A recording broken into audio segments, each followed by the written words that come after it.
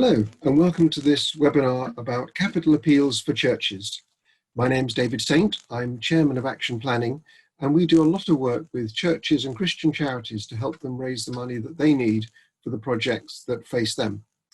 What I'm going to do is to share screen on my computer and go through a number of slides that I hope will be helpful to you as you plan your fundraising for your church appeal. I wonder whether you are feeling that you're facing an insurmountable challenge. Do you have to raise a huge amount of money for a project, maybe a building project, maybe it's renovation, maybe it's a brand new building, and it's outside the experience of you and your church.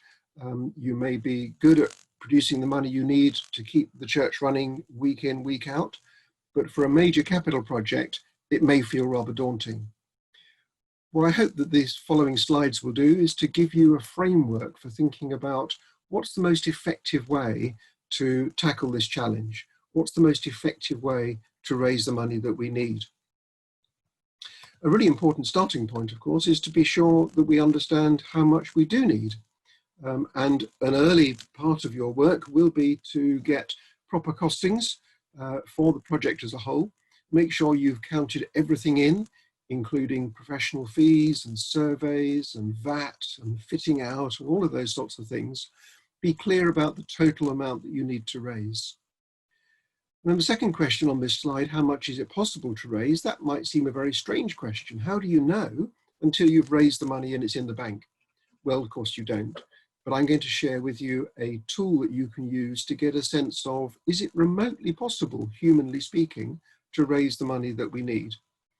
And if those sums aren't compatible, if the amount that you probably can raise is a long way short of how much you need, that will enable you to plan accordingly. Are you going to cut back on your plans and reduce your ambitions? Are you going to spread the work out over a longer period of time? It's also helpful to differentiate between revenue and capital requirements. When we're dealing with our own home budget, if we're thinking about paying for the grocery bill or the rent or the mortgage, we kind of do it and it's a bit boring. If we're thinking about a capital purchase like a new television or a car or a new home, then we're quite excited about it and we think of quite different ways of financing it. And in just the same way with a capital project for a church, the people in your church and the community and external funders will actually be much more excited about this than they will just about keeping the lights on in the church. I've been a fundraiser all my working life, which is quite a long time now, but I'm still very clear that fundraising is only a means, not an end. We need to keep fundraising in its place. There's a danger that we can just look like fundraising machines trying to raise as much money as we can, when actually we're a church with a message. And so we need to be sure and careful that our messaging about our fundraising is consistent with our wider message in relation to the gospel. I'm a Christian as well as a fundraiser, and very often people ask me, David, what's your attitude to praying the money in? And I realize I'm very often asked that by the vicar, the minister, the priest, and that's often because they're being asked that by the congregation who think we should pray the money in. And what I realize now is that very often what they mean is we should pray that the money comes from somebody other than us. I do believe that we should be very prayerful in our approach to the projects that we plan. Are they vanity projects or are they ones that are really necessary for the work and witness of the church? And we should prayerfully underpin the fundraising process as well. But I also believe that we've been given skills and abilities and that we should use those in a practical sense to be as effective as we can in the fundraising that we do. This slide shows three different ways of looking at your fundraising target to be able to think through, can we do this? And are we planning it in the right kind of way? So the first of these three ways is that if we have to raise £600,000 in a year, that's £50,000 a month or £10,000 a week, every week, right through the summer holidays, right through the Christmas holidays. And if that's what we've got to do, then we shouldn't spend 6 weeks organising a flower festival that will bring in £2,000. But we do, don't we? So that first model is thinking about, are we planning our fundraising, pacing ourselves in terms of time management? For each of these models, I've taken the example of £600,000. You can, of course, add or subtract noughts, or you can just change the numbers so that it fits your own circumstance, but the principles are going to be the same. So in this second model, this is thinking about income streams. So if you need to raise £600,000, if you organise 6 events raising £100,000 each after costs, then you've hit your target. Excuse me. Now, of course, that's not very realistic. It's really hard to make money from events. And if you can organise 6 events raising £100,000 each, you're a much better fundraiser than I am. But if we think about events, activities, income streams, sources, if we've got 6 of those raising £100,000 each, then we're likely to hit our target. And if we either haven't got 6 or they're not going to raise £100,000, then we're going to miss our target. And then this third model is thinking about actual sources. And so, for example, if we can find 2,310 people who will give us £5 a week across 52 weeks, then we will hit our target. Now, £5 a week may not be an awful lot to ask, and maybe many people would be prepared to do that. But are there 2,310 people who will do that? And can we ask them? Can we get to them? Because actually, you probably don't have to ask 2,310 people. You've probably got to ask 23,000 people to find the 2,310 who will actually say yes. So there are 3 different ways of thinking about your fundraising target and how you're going to plan and manage your campaign. I like to keep things really simple, and this is a simple way of saying this is where the money will come from, because there are only actually 5 sources, and this is all of them. So statutory bodies are any entity funded by taxation, so European Union, central government, local government, health authorities, those sorts of bodies. Grant-making trusts, which exist to give money away. Companies, which don't exist to give money away, but which quite often support charitable causes. Community organisations, which is other schools and churches and youth groups and so on. Roundtable and Rotary. And then individuals. And any form of funding source will fall into one of those 5 categories. What's quite shocking is the proportion of money that comes from individuals. So this slide shows across all UK charities of all shapes and sizes and where the money comes from. And nearly 3/4 of it, if you exclude statutory sources, comes from individuals. The next biggest slice is from trusts, and then a smaller slice from companies. And people will often say, that's extraordinary, I don't understand. I can't give much money to charity. Why do charities make so much money from individuals? Well, the answer, of course, is that there are 62 million people or something of that sort in the UK. Not all of them are giving, but a lot of them are. There's only a few thousand grant-making trusts. And many companies, as I've said, they don't exist to give money away. They'd be quite cautious in what they support. And so individuals are crucially important for any fundraising campaign, and perhaps especially for churches, and we'll come on to that later. Every industry has what is called the Pareto principle, or 80-20 rule. And if any of you have been involved in sales, this may be familiar to you. In fundraising, it's normally the case that 20% of the donors will provide 80% of the total income. And of those, one donor will normally provide 10%. And if you're a church treasurer, or if you have been and you think about the spread of giving within your church, you'll probably recognize this. A small number of individuals and families giving very considerable amounts, and then a much larger number of people giving relatively small amounts. And this happens over and over again in every circumstance and in church capital appeals as well. I said I like to keep things simple, and there's only 5 places you can get money from. There's only 2 ways in which you can ask for money, and this is both of them. So one of them is, please give me something for nothing. Please give me a grant, a gift, a donation. And the other is, please give me something for something. Would you like to buy this cake, this coat in a charity shop, this ticket for a dinner, or whatever?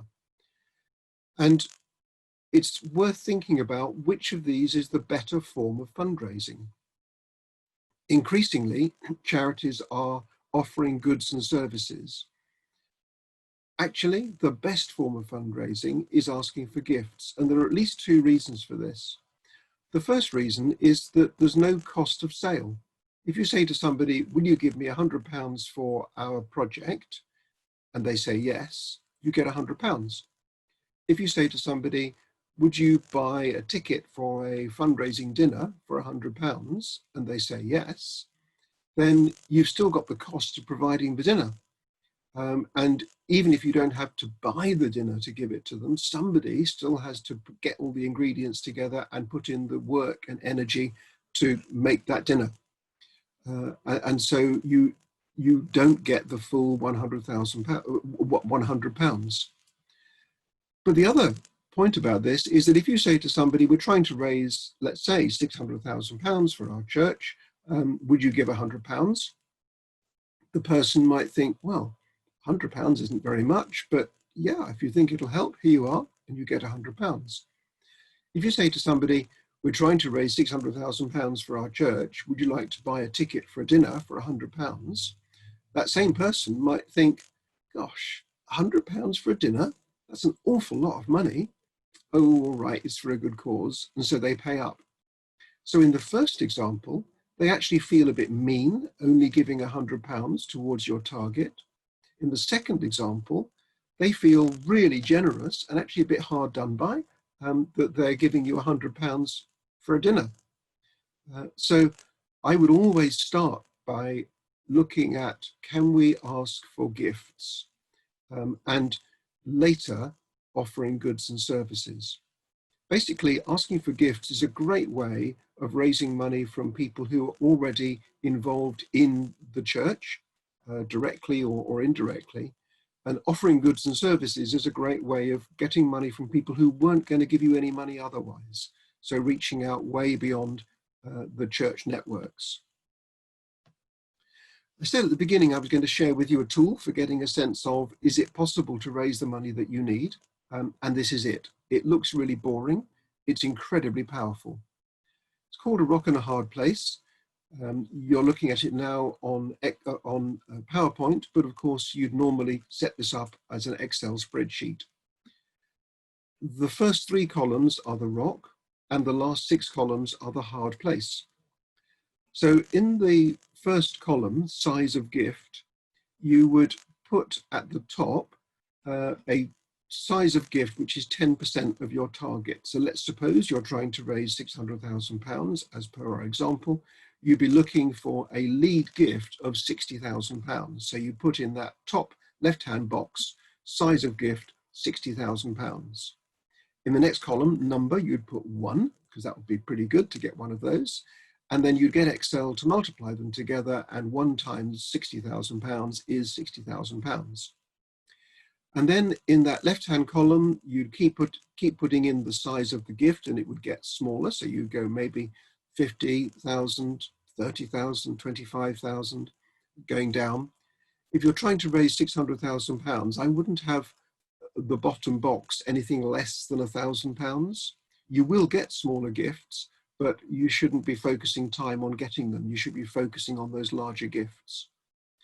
And as the size of the gift gets smaller in that left-hand box, in the second column, the number of gifts gets larger, and Excel multiplies them together until you just play around with the numbers and it goes, bing, yes, you have got £600,000. Except, of course, you haven't. All you've done is create a mathematical model. So we now go to the hard place, which is the remaining 6 columns, where we look at where might that money come from. And each of these columns you'll recognize because these are, first of all, the only 5 places you can get money from: statutory bodies, trusts, companies, other organizations, and individuals. And then the 6th box, trading, this is looking at fundraising events, selling things, and so on. as a way of raising the money that you need. And what you do in using this document is, first of all, you start at the top. You're looking for a £60,000 gift. Is there a statutory body that not would necessarily, but that could give us £60,000 towards this specific appeal? And you might think, probably quite likely, no, actually there's no statutory body that would be interested in our church project, and so there's nothing going in that column. And then grant making trusts, you do your research, or you get somebody else to do the research into the trusts that might support your project. Can you find one that might give you £60,000? No, we can't find one of those either. So let's look at companies. Can we find a company that might give us £60,000? No. Okay, other organizations, maybe the Scout group, would they give us 60,000? No, it's not going to happen either. Okay, individuals, does anybody know anybody wealthy who could give us £60,000? No? Okay, can we run an event to raise 60 grand? No, can't do that either. Okay, so now we need to delete that top line, and Excel says, you haven't got £600,000 anymore, you're 60,000 short. And so you now need to increase the number of the smaller gifts until you get back up to £60,000 again. And you do your research. And you keep on doing that until you can populate those right-hand 6 columns with the places that you have a reasonable chance of getting the money from. Now let's suppose the number of gifts in that second column from the left totaled 100. And let's suppose that you found 100 sources to populate those 6 right-hand columns. You will fail. Why will you fail? Because some of those in the 6 right-hand columns are going to say no, not yes. So let's take the trusts column, for example. Let's suppose that you've identified that you need to get 8 gifts from trusts. You might need to write to 50 or 100 trusts to get the 8 yeses that you need. So can you find enough sources? And what this also illustrates is another strength of this tool. It helps you think about capacity. Because if you reckon, yes, we probably are going to have to write 100 trust applications, do you have within your church somebody with the skills and the time to do that? If not, you may need to look outside for help. So this is a really practical way of getting a grip on, is it remotely possible to raise the money that we need? Where might it come from? And what resources do we need to go about doing that fundraising? We advise organizations, churches, and other charities to develop a fundraising strategy. And occasionally people say, why take time to write a fundraising strategy? We just need to go and get on raising the money. Well, here are a few thoughts. First of all, quite often we see plans, people put together a business plan or a strategy with all sorts of flow charts and SWOT analyses and all sorts of things. And then what we call the credibility gap, a miracle occurs. Well, miracles do occasionally occur, but they are very occasional. And it makes sense to develop a plan which doesn't leave too much to chance if you can help it. We like fundraising strategies because, first of all, they provide a framework for coordinating your fundraising, for making sure that you're doing the right things in the right order and that everybody knows what they should be doing when, and importantly, what they shouldn't be doing when. A fundraising strategy helps you plan your fundraising priorities. And this means 2 things. First of all, what are the things that we really need the money for? And are there some things which are more urgent? Are there some things which are quite boring perhaps, and we ought to do those first before we try and do the interesting things? But also, the other side of the fundraising coin, what else might we want to achieve through our fundraising? Do we want to reach out to the wider community? Do we want to reactivate people who are more on the fringes of our church? Are there other things that we can achieve through our fundraising? And then it doesn't matter how big or small your church is, you have a limit to the resources that you can put into fundraising. It will mostly be people's time. There may be some money involved as well. You want to make sure that you spend that time and that money as wisely as possible to make sure that you raise as much money as you can as quickly and effectively as possible. And then very often fundraising is like firefighting. We do a bit, we put the fire out and everything's okay. And then suddenly, oh no, we need some more. What a fundraising strategy does is to help a church look forward maybe 5 years and build a plan for the future so that there are good ways of raising both capital and revenue and keeping the show on the road for as long as possible, indefinitely. And then, as you'd expect from an organization called Action Planning, we quite like action plans. Basically, who's going to do what when in order to deliver on this strategy? And if you can't put somebody's name, not for the name of a committee, but the name of a person against each action, it won't happen. And this is a very good way of testing your fundraising strategy to make sure that it's got a reasonable chance of success, because there is a named individual who will accept responsibility, not necessarily doing it all themselves, but accept responsibility for making sure that it gets done. It's worth thinking about why people give, because we're going to be asking them to do that. And it's a strange thing to do, isn't it? To give money away and you're getting nothing back in return. Why do people give? Well, research has shown that very often we feel good about ourselves when we give money to charity, when we press the donate button on the computer, when we release the envelope into the letterbox with the check in it, we just feel a little bit better about ourselves. We might want to gain approval. We might want people to think of us in a good way because we are supporting this particular cause. We might be reinforcing self-images. I'm the kind of person that supports this kind of cause. A very common reason is that I've got a connection with the cause. I'm a member of this church. I live in the village which needs this church. Some people feel a moral obligation to give. I ought to give, I ought to support. That's a very dangerous trigger to pull. Nobody likes to be told what they ought to do, but we need to recognize that people will feel that nonetheless. I might want to achieve personal objectives. I might want to save the world from global warming, so I'll give money to Greenpeace, and suddenly they become my agent. It kind of changes the nature of the relationship. And of course, as Christians, we have a very different imperative to give as well, and to support our own church and other causes. But if you take all of those reasons together, actually, the biggest reason that people give to any project is this, quite simply because somebody asks them. And we will know that this is true unless you've got a standing order or a direct debit to a charity. Even if it's one that you really passionately believe in, you probably won't be giving them any money unless you get asked. And conversely, somebody will ask you to support a particular project or cause and you give them some money. And actually, it was never one that you particularly were interested in or supported, but because somebody asked you, you said, yes, of course, here you are, I'll give you some money. There's a problem with that, which is that we don't like asking.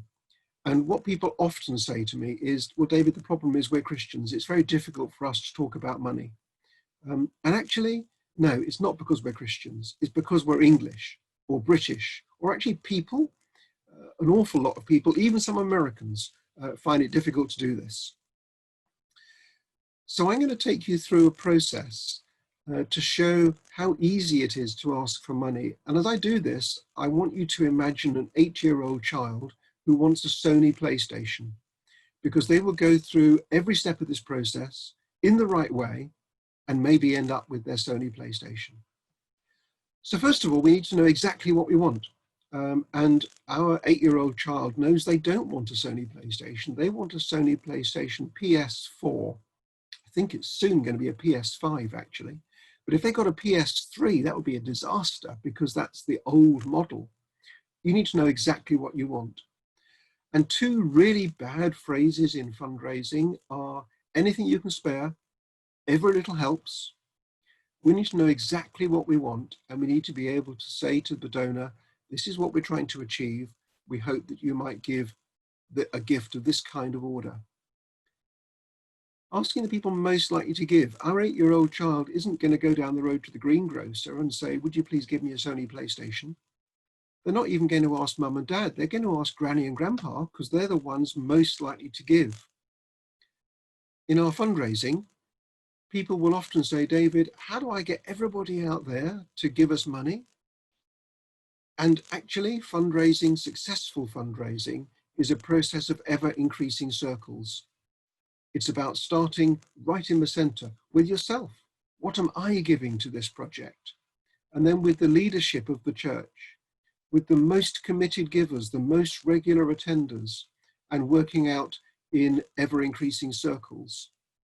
And the further out you go, the longer it takes, the harder it is, the more expensive it gets, and the less you raise. So asking the people most likely to give, starting right at the center, is really, really crucial. And then you need to present the case from their point of view. So it's challenging, isn't it, with our 8-year-old child asking granny and grandpa, because they don't even know what a Sony PlayStation does. And when I think about it, actually, what's their point of view? Why might they say yes? Because they love me. Now, if they really love me, they might say, wait till Christmas. But that's why I think this 8-year-old child is going to focus on granny and grandpa, because they love me. And in fundraising, we can get very focused on our target. We need to raise our target. We can get very focused on, we need to repair the roof. Actually, what people aren't buying is a mended roof, and we'll come on to that a bit later on.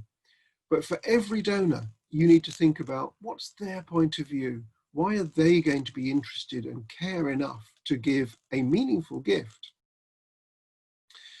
One of the reasons we're using this 8-year-old child as an example is that the 8-year-old child is perfectly happy to ask. They're not reticent. They're not going to hold back. They're just going to do it. They're going to ask.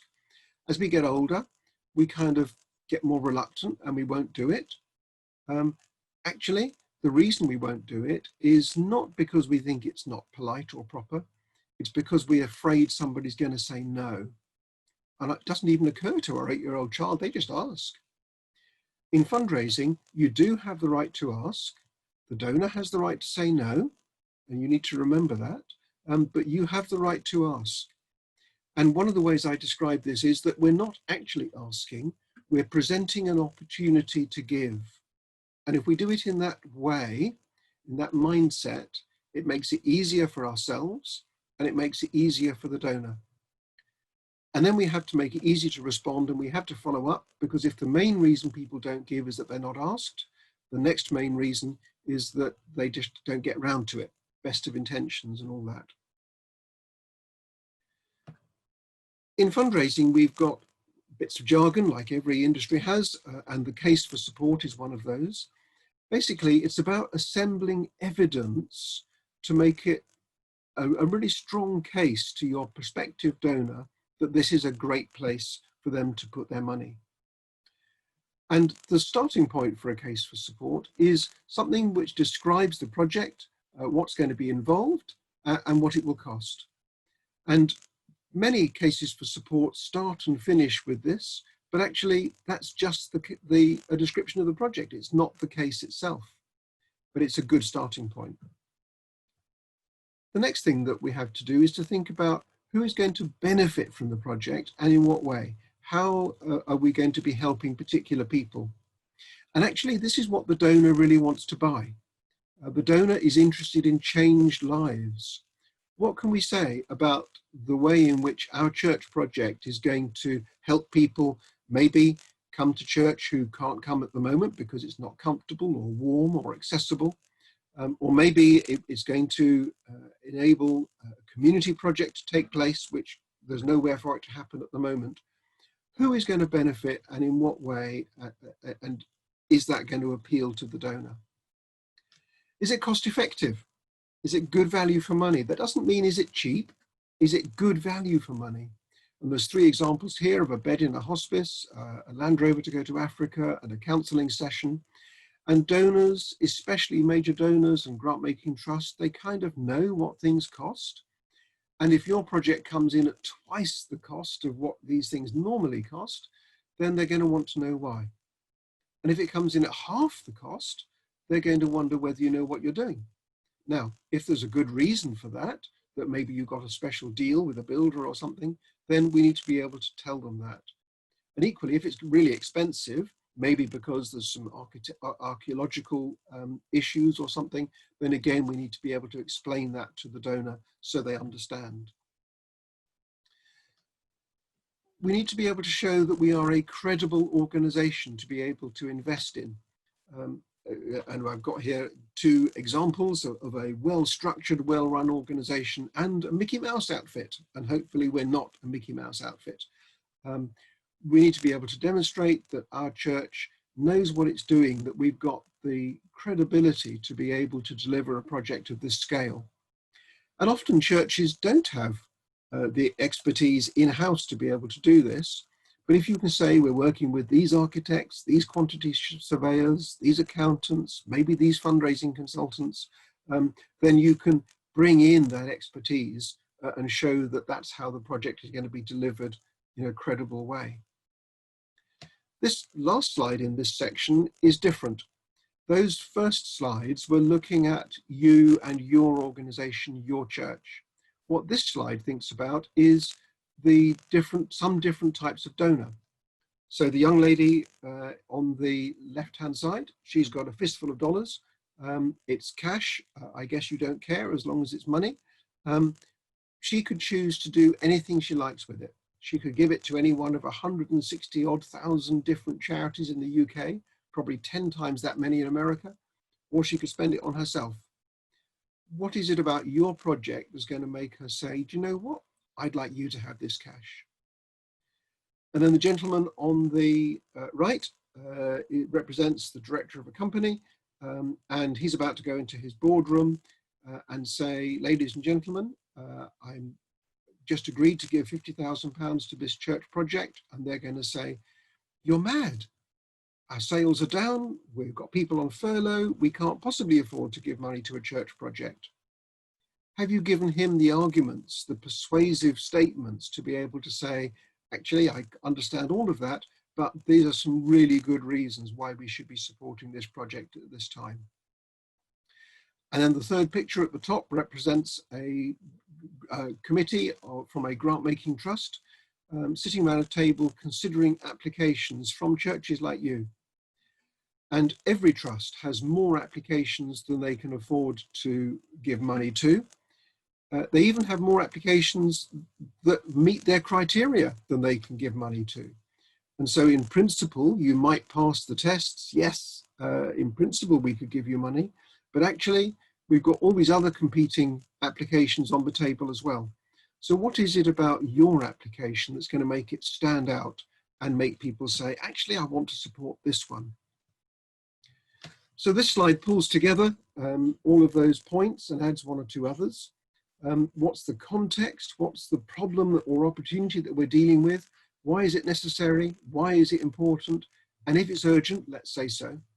Let's describe the project, what it involves and the timescale. Who's going to benefit and how? Is it cost effective? What's our track record? How are we going to monitor and evaluate inputs, outputs, outcomes and impact? That only really applies to charities delivering services and activities. It may be less relevant for churches. How the project's going to be funded overall. If it's £600,000, do we have any hope of raising that money? And also when we've raised the money and we've done the work, can we afford to run the project, the church or the building that we've developed? And then finally, looking at it from the other point of view, how does the project fit with the interests of the particular donor that we're talking to? There's one other element. I heard this on the radio. I thought it was really powerful. Martin Luther King didn't stand up and say, I have a business plan. He stood up and said, I have a dream. We need to be able to inspire people. And this again is where I come back to that point about the fundraising target. It's not about raising £600,000. It's not about mending the roof. It's about enabling the church to continue its work and witness for generations to come and being a dry, warm, welcoming place, if the roof is the issue, for the congregation, for the children, for the older people, for the wider community, and for the various purposes that the wider community would put it to, like weddings and funerals and so on. So we need to be able to inspire people. This is more than just a new roof or a new church hall. This is how we're going to change and benefit people's lives. When we do a fundraising project, we normally advise carrying out a fundraising feasibility study. I'm going to go through this with you so that you can see how you can do this yourself. Very commonly, we're asked to do this on behalf of churches, partly because it can get a bit complicated, and partly because it's helpful to get external view, objective advice on how to go about doing this. So first of all, you'd put together the case for support in the way that we've just outlined. Secondly, we would carry out, if we were doing this, interviews with perhaps 10% of the congregation. Again, this is a really important area where it's valuable to use somebody outside the church, because you're going to get real objective responses rather than people telling you what they think you want to hear. Carrying out the research into grant-making trusts to see which of those might support your project. Looking at other potential sources, and frankly, there aren't going to be many, but maybe other users of the church premises, maybe the wider community, and so on. Putting together low, medium, and high estimates of the money that might come from those various sources, and then suggesting, given what we found, this is the fundraising strategy we recommend, the timetable, the resources that you'll need, and what it's going to cost.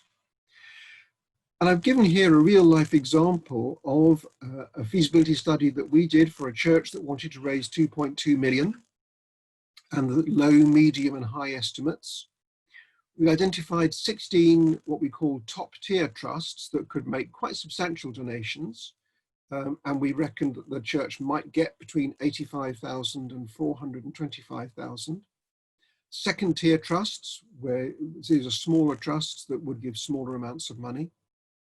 From our interviews with the congregation, we reckoned that a low estimate would be 200,000 and a high estimate would be about 520,000. The church had two very generous pledges, one of 240,000 and one of 100,000.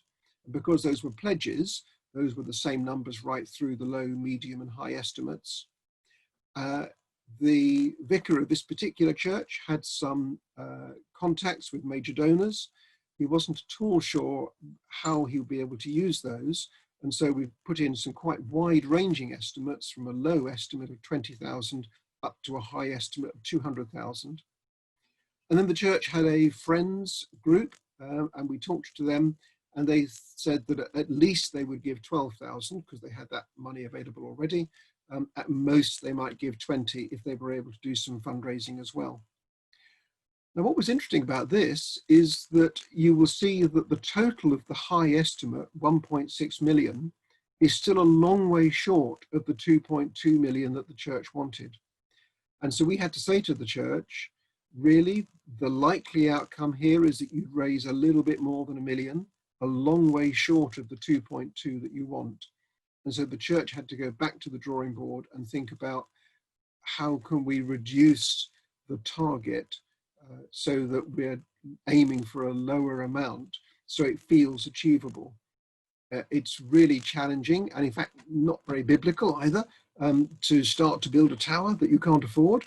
And if you've got some sense that it's remotely possible to hit the target you're aiming at, everybody's going to feel much more enthusiastic and positive about it. So how would you apply all of this to your church? Well, the first thing that you have to do is to get unity. And we know how challenging that can be within many churches. The church leadership team and congregation need to be united around a clear vision and plan. Inevitably, there are going to be one or two gainsayers who don't agree. But if you've got a significant chunk of the congregation who are against the plan, then it's just not going to work. It's not going to be successful. And so it's worth taking time, maybe a year or more, to bring people together, talk things through, debate them, so that there is a really clear vision for this is what we believe the church should be doing. at this time. Underpin that planning with fundraising and prayer. Our suggestion is that you don't replace the planning with prayer, but that you do underpin it. The nuts and bolts, you work out clearly how much you need, looking at the capital costs, fitting out all the fees, the VAT, the running costs, everything that might be involved in this. If it's too much, then later on you can work out how to thin that down. But you need to start off with a clear picture of the totals. Then put together a clear case for support along the lines that we've outlined. Carry out a proper fundraising feasibility study to get a sense of, is this achievable or not? Put together a good fundraising strategy. Which sources are we going to approach in which order? Remember that principle of ever increasing circles, starting at the center and working out. So get that generous support from the leadership team and then the wider congregation. Then you go to those other sources, the grant-making trusts, the community, the companies, and so on. We suggest you hold back on events and sponsored activities and things as long as you possibly can.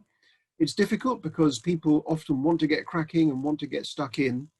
Actually, if people are asked to sponsor too many sponsored walks and sponsored swims and things before they've made their personal pledge, then they will feel they've given already.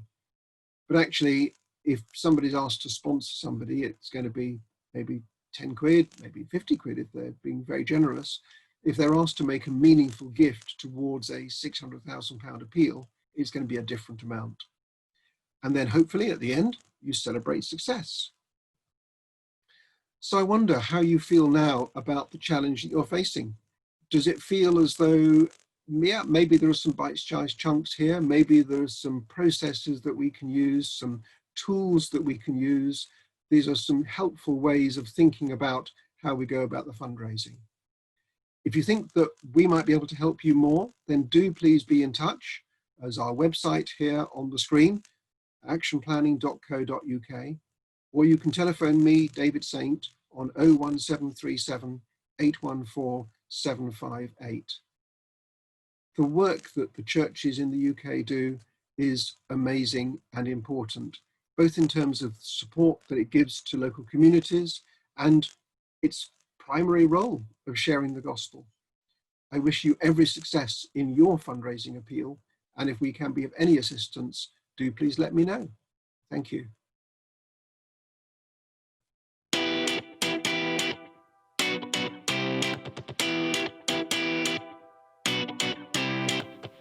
Nothing beats sitting on it, hearing it, tasting it, wearing it,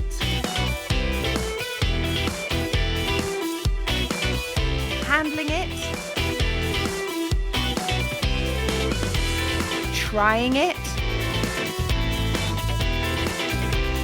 comparing it. The copier produces 1,000 copies for £4. The Riso digital printer produces 1,000 copies for £1.20 at 140 pages per minute. Discussing it. The interesting thing about this centre is it's a very difficult breed on a very small site. Buying it. Recommending it. I definitely recommend it. It's always good to have resources, and yeah, this is very resourceful, so it's a great place to be. Nothing beats being here. Buy your tickets online now. creonline.co.uk/tickets.